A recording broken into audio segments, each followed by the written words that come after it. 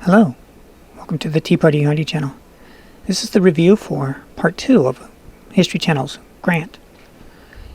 In part 1, we praised up and down everything about the production, minus the lighting. The lighting in part 1 was done in a very documentary style, and the movie itself was produced in what felt much more like an actual theatrical release instead of a documentary.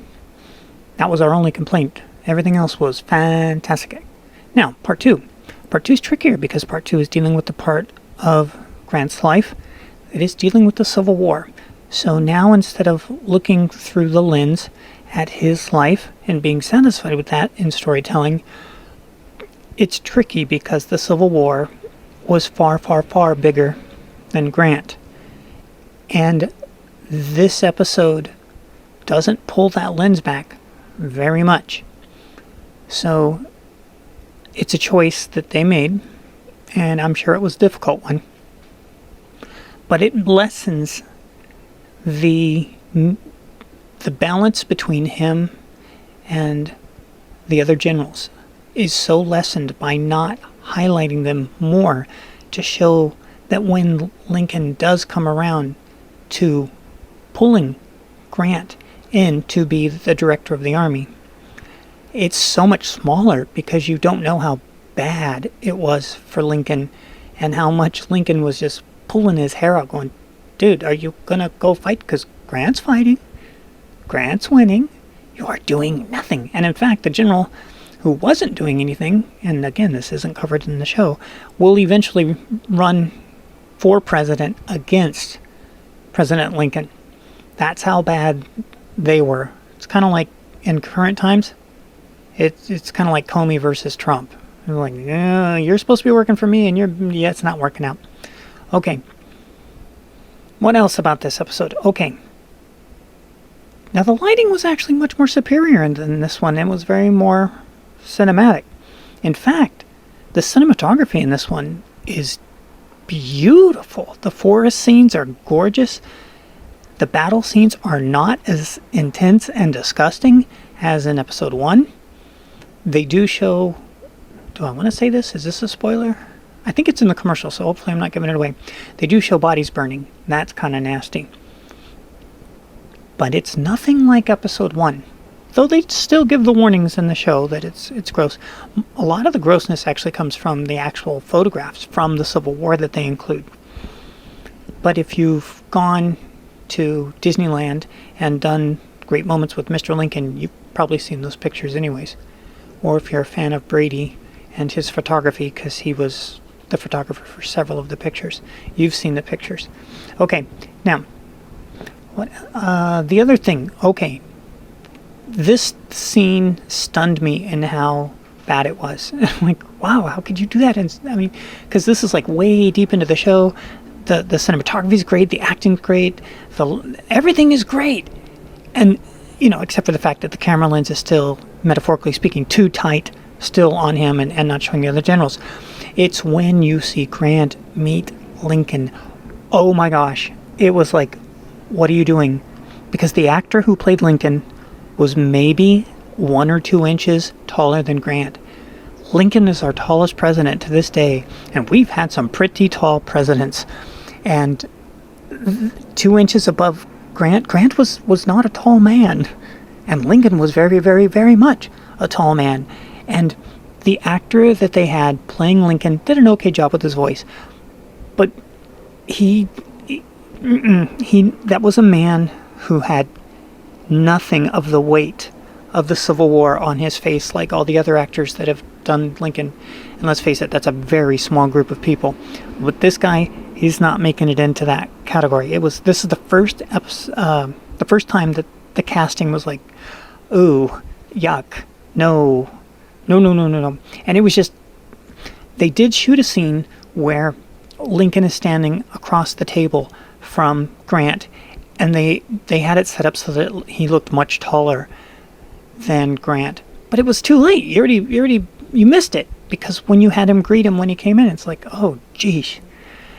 And for it, I'm making a big deal about it because everything else in the show has been so meticulous. I don't know how that got through. I'm like, I hope that they were like, gee, maybe just nobody will notice it. Dude, we're going to notice that the tallest president in U.S. history, next to one of the shortest presidents in U.S. history, not 2 inches taller. Way, way, way, way taller. All right. Other than that, it's definitely still a very good show. Now, what about the politics? Okay, well, when they deal with the black soldiers, the way they deal with it is in the movie part is fantastic. It's really good. It's very emotional. It's very powerful. In the interview part, I don't know if you're going to be able to escape the politics from it. So it's not political free. It's not deep in it, but it's not political free. But maybe it's impossible to do politically free with that particular subject. But if you are a history fan, and why would you be watching this if you're not a history fan, you can't watch that scene when they start talking about the black soldiers and not think of the movie Glory, or if you're even more sophisticated, the actual Massachusetts 52. I believe that was the number. I've seen Glory a million times, but I haven't seen it in a while. But anyways, that whole thing comes to mind. And it was weird too, because in the production that you watch from History Channel, they show the black soldiers in Union outfits. And then when they show the drawings from the actual period, they're not. And I'm like, so why'd you put them in the outfits when they weren't? Especially that early on in the war, because it took them a long time. And again, they address that in Glory. Very nicely so. It's a wonderful movie. It's one of my favorite movies. Okay, so what are we left with? Not much, really.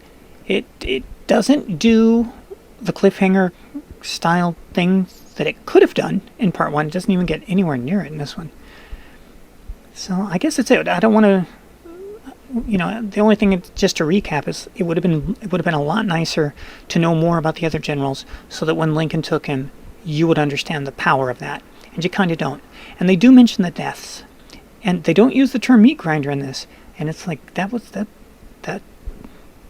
where that term came from, to the best of my knowledge, because when they do those battles, oh my God, the numbers of people that died. They did mention in the one on how it was more than the entire revolution. The entire revolution. They lost more people in one battle than the entire revolution. And then when you get to the other battle, they lose more in that one than they did in the one prior, where they lost more than the entire revolution. And it was a lot of dead people. I mean, if you compare it to today, we lost, I think, 5,000 people in Afghanistan. They lost 14,000 in one afternoon. And it took 11 years to lose that 5,000. It's just, the numbers aren't comparable, and it's staggering amounts. And again, that's only counting one side. When we calculate the deaths of the Civil War now, we calculate both sides because we reunited. And it's just a lot of dead people. A lot. And hey, you get to see their pictures in this from that actual era. So if you're into that, cool. That's it. And I guess I'll see you on part 3. There was a lot of support for my review of part 1, so if you're one of those that came back, thank you very much.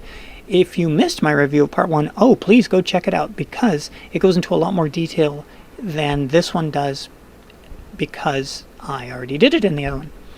So thank you very much, and we'll look forward to seeing you in the third part, and I'm guessing the final part, because there's not that much left of time on his life. And again, I really want to see if in part 3 they get into the thing with Mark Twain. I really, really hope so.